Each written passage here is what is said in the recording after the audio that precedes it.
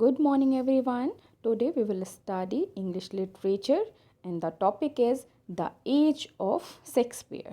Okay, so let's start. Which of the following plays of Shakespeare has an epilogue? So, epilogue क्या होता है? Epilogue means होता है end of speech. किसी भी speech का जो end है उसको epilogue कहते हैं. So, answer is the Tempest.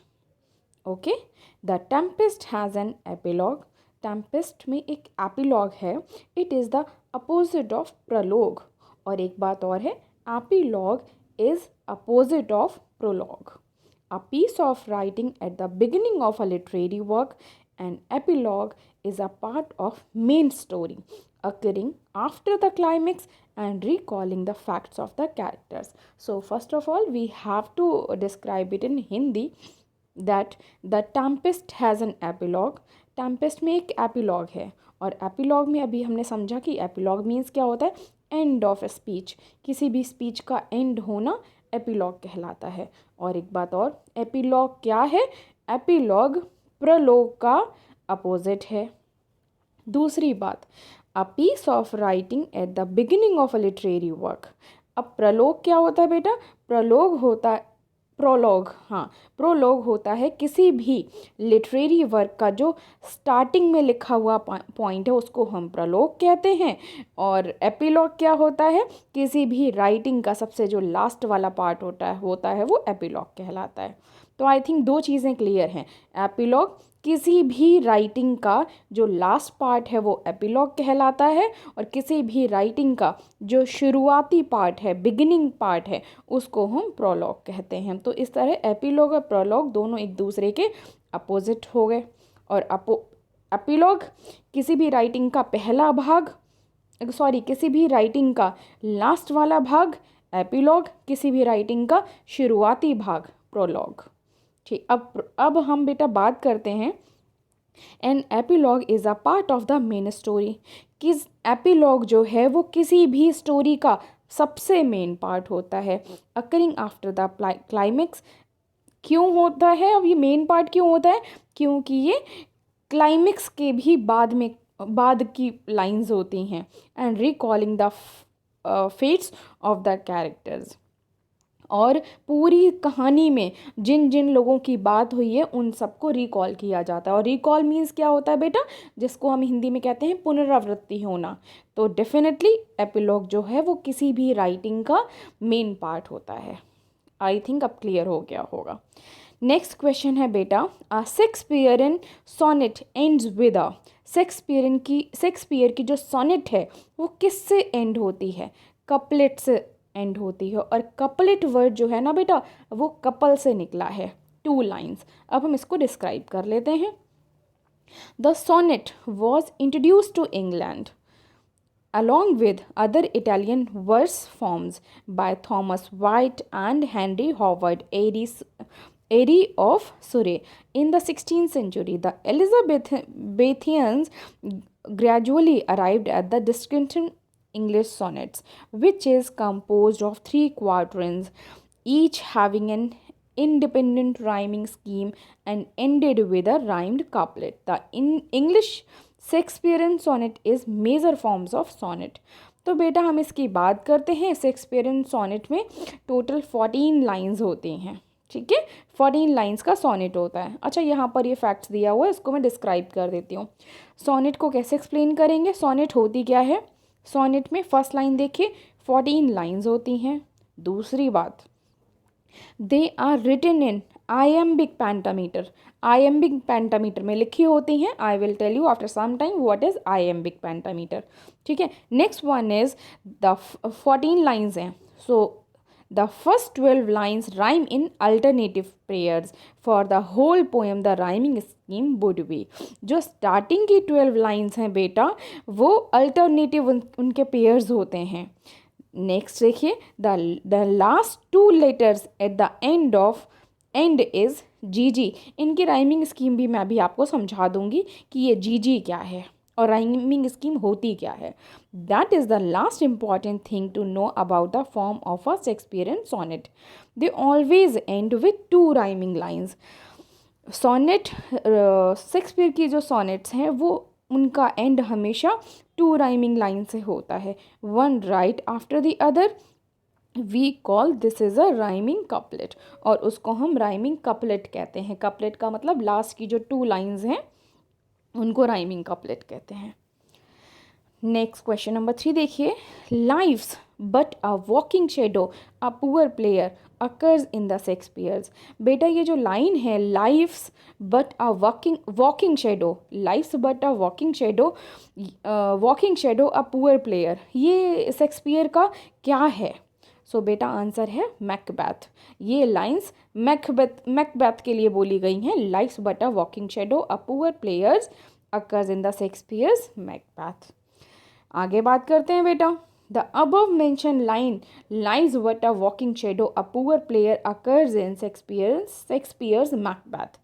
ये lives but a walking shadow a poor player ये शेक्सपियर के मैकबेथ में लिखी हुई हैं। This line has been extracted from act 5। अब ये कहाँ से ली गई है बेटा? ये एक्ट 5 सीन 5 से ली गई है। मैकबेथ के एक्ट 5 सीन 5 से ली गई है lives but a walking shadow a poor player. This is the speech of Macbeth. अब ये स्पीच किसकी है? मैकबेथ की है। When lady Macbeth kills herself, जब लेडी मैकबेथ अपने आप को मारती है तब मैकबेथ ये बात कहता है।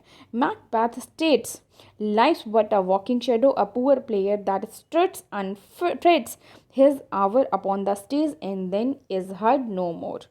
Macbeth pines over his miserable fate, calling life a walking shadow. Macbeth compares his existence to the condition of being mere a ghost. He goes on to compare people to actors who worry about their brief moment in the spotlight, only to case to exist before they realize it is over. Shakespeare compares life metamorphically to a walking shadow. Shakespeare जो हैं वो life को metamorphically walking shadow से compare करते हैं, and man to a poor player, और man को जो है एक बेचारे किसी खिलाड़ी की तरह यूज कंपेयर कर रहे हैं। Emphasize and fleeting nature of life. Here Macbeth realizes his pitiful existence. इन लाइन में मैकबेथ जो है वो अपने दुख को दर्शा रहा है। From the moment he decided to kill Duncan to the moment when he believed wife Lady Macbeth killed herself, जिससे कि लेडी मैकबेथ ने अपने आप को मार दिया, has been destroyed by his reckless ambition. किस लिए मार दिया? उसने अपने मतलब मैकबेथ ने अपना एम्बिशन पाने के लिए राजा डंकन को मार दिया, और इससे आहत होकर लेडी मैकबेथ ने अपने आप को मार लिया। तो ये लाइन जो है मैकबेथ ने मैकबेथ में ही कही है, सीन 5 एक्ट 5, और शेक्सपियर द्वारा लिखा हुआ है। Now we will do question number 4। The main theme of the Shakespeare sonnet is. Shakespeare sonnet की मेन थीम क्या होती है? लव। लव। तो शेक्सपियर सोनेट का मेन थीम लव होता है। अब बेटा इनके एक बार मीनिंग और समझ लेते हैं। लव तो सभी को पता है, हेट्रेड इज नफरत करना, इंट्रीग्यू क्या होता है? रोमांस, एंड एनवी मीन्स होता है एनिमीहुड। एनिमीहुड का मतलब शत्रुता दिखाना, दुश्मनी दिखाना। एक बार समझ लेते हैं इनके एक्सप्लेनेशन से। The main theme of the Shakespearean sonnet is love. So, Shakespearean sonnet themes explore the idea of love, aging, beauty, time, lust, practical obligations, and feelings of incompleteness. His sonnets theme focus on the idea of conflict between real love and simple sexual desires. Lust can disguise itself as love is easily mistaken for it. His love sonnets are intensely personal and address the deep issues of life. The theme does not have a single definition but rather than intangible collection of characteristics that together make up a powerful force that defeats all obstacles. Next one is the total number of sonnets written by Shakespeare is 154. याद रखेंगे Shakespeare द्वारा लिखी हुई total sonnets 154 हैं। एक बार इनका explanation देख लेते हैं। William Shakespeare wrote 154 sonnets. William Shakespeare ने 154 सॉनेट्स लिखी। His sonnets can be divided into different section in numerous ways. अब उनकी जो सॉनेट्स हैं वो कई सारे पार्ट्स में डिवाइड किया गया, कई सारे सेक्शन में डिवाइड किया गया है। तो कौन कौन से सेक्शन है बेटा? 1 से 126 का जो सेक्शन है, in the poet strikes up a relationship with a young man.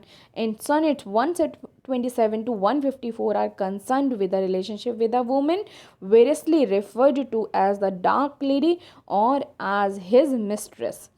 तो बच्चे शेक्सपियर ने टोटल सॉनेट्स जो है 154 लिखी। 154 को 2 पार्ट्स में डिवाइड कर दिया।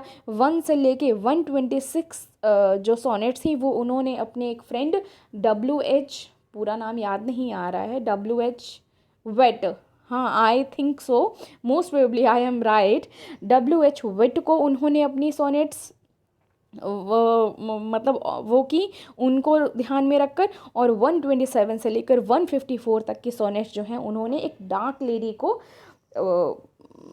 रिस्पॉन्स करते हुए ये सॉनेट्स लिखी। और डार्क लेडी कौन है? उनकी बीलव्ड भी थी, जिसको वो प्यार करते थे। नेक्स्ट अब फिर से देख लेते हैं सम अदर फैक्ट्स, कुछ और फैक्ट्स हैं। He has produced 4 great tragedies named Hamlet, Macbeth, Othello and King layer. चलो अब एक इम्पॉर्टेंट बात देखते हैं कि शेक्सपियर के 4 बहुत महान ट्रेजेडीज रही हैं, उनके नाम है Hamlet, Macbeth, Othello and King Lear. He was born on 26 1564। शेक्सपियर का जन्म 26 अप्रैल 1564 को हुआ था। Which of the following writers, अच्छा इनके बर्थ के लिए ना हम थोड़ा सा कंफ्यूज हैं इसमें बेटा। अगर आपके लिए ऑप्शन में 23 अप्रैल हो और बाकी और अलग से अलग ऑप्शन हो तो आप 23 अप्रैल को टिक करेंगे, लेकिन अगर आपके पास 23 अप्रैल उस ऑप्शन में ना हो, कुछ और ऑप्शन हो और 26 अप्रैल हो तो आप 26 अप्रैल को टिक करेंगे, क्योंकि 26 अप्रैल जो है ना बेटा उनका बैप्टाइज्ड मतलब डेट है। तो पहले ये भी मैंने एक बार स्टोरी में सुना था कि 23 अप्रैल को उनका बर्थ हुआ था और 23 अप्रैल को ही उनकी डेथ हुई थी। और ठीक है ना, 23 अप्रैल 1564 को उनका बर्थ हुआ था और 23 अप्रैल 1660 को उनकी डेथ हो गई थी। बट यहाँ पर हम थोड़ा सा कंफ्यूज इसलिए हैं क्योंकि यहाँ पर उनका बॉर्न 26 अप्रैल को बताया जा रहा है। तो आप 23 और 26 दोनों करेक्ट हैं। अगर आपके ऑप्शन में और ऑप्शन हो और 23 अप्रैल हो देन यू विल टिक 23 अप्रैल, लेकिन अगर 23 ना हो देन यू विल टिक 26 अप्रैल। ठीक है। और ये क्वेश्चन कुछ ऐसा आ जाए कि date of baptized of Shakespeare, then it will be 26 April 1564। I think it is clear. Next देख लेते हैं। Which of the following writers did not win the Nobel prize of literature. वो कौन सा राइटर है जिसे लिटरेचर में Nobel prize नहीं मिला? कौन सा वो राइटर है जिसको नोबेल प्राइज़ लिटरेचर में नहीं मिला?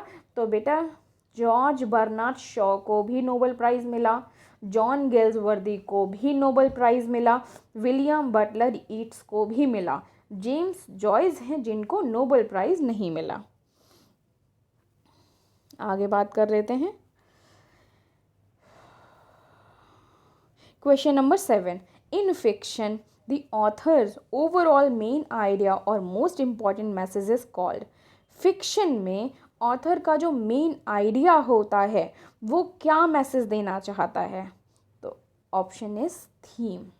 इन fiction the author's overall main idea और most important message is called the theme.